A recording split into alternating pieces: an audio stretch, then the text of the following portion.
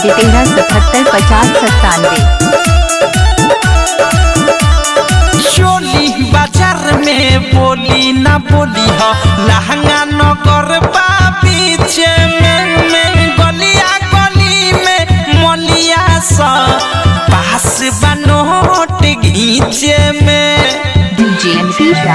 अरे चोली बाजार में बोली ना बोली हो लहंगा नगर बीचे में गलिया गली में मलिया सा पास बनोट घीचे में झूलापुर रसगुल्ला खइह सायापुर सब पापड़ी महलपुर में मिश्री मिली सोट के खइह बाबड़ी लालीपुर में घूमे सब छौरी खाली लाबड़ी जाए के बेरी खालो हो जवानी के मुर्गा बड़ी।